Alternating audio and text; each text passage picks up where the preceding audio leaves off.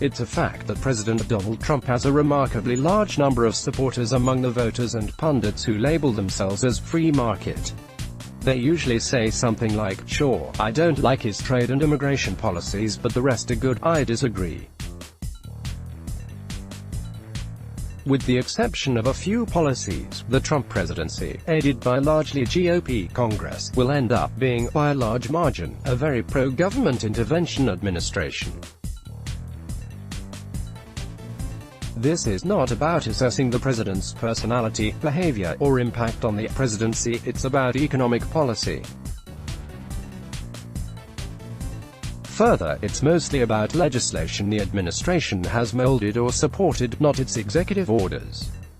As good as some of Trump's executive orders have been, as we learned with the end of the Obama era, the next administration can reverse these very easily. Most of all, this assessment is about whether the administration's policies will increase or decrease the size and scope of government and whether they will hurt or help the economy. Let's start with the good. Some aspects of the 2017 tax reform were great. The cut in the corporate income tax rate from 35% to 21% and the reform of state and local tax deductions are important pro-market reforms. The results speak for themselves.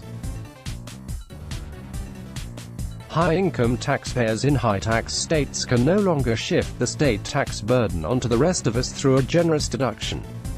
Capital investments have increased, fueling a growing economy and rising wages. The administration also deserves credit for bringing about some reduction in regulations, an area which Trump has spoken about quite eloquently.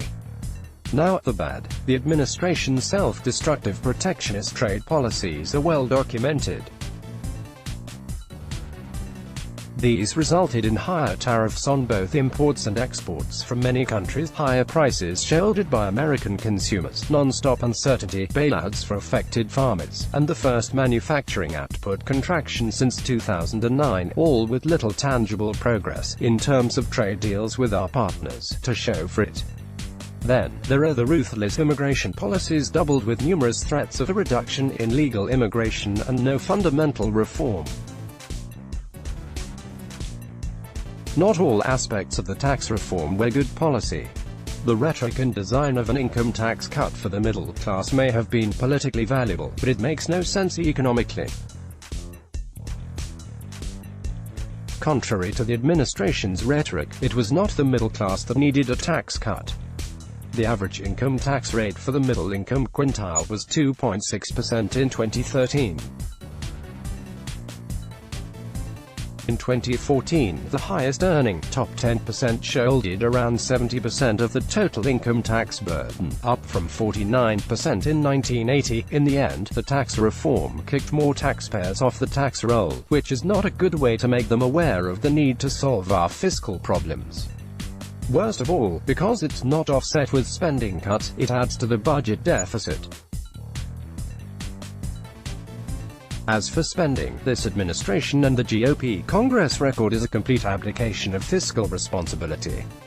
From the first terrible budget deal to a second budget agreement that might qualify as our worst ever, modern Republicans make Democrats look like Calvin Coolidge.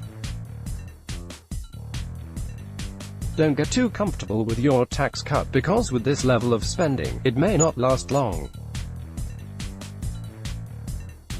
Then there's the president's constant bullying of Federal Reserve Board Chairman Jerome Powell to bring back loose monetary policies and inject the economy with a sugar rush to temper the consequences of bad trade policies.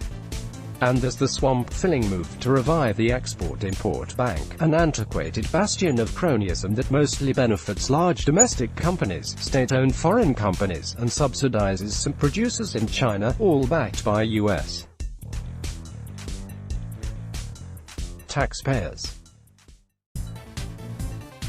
Some will say that Democrats running for office would be more interventionist and worse for the economy, and that Trump gives us an alternative. But those of us who genuinely want less government in our lives should not pretend that these policies are acceptable. Let's face it, this president is no more interested in fiscal discipline and free markets than his 21st century predecessors were. Copyright 2019 creators, Kamala's blog ads. Why?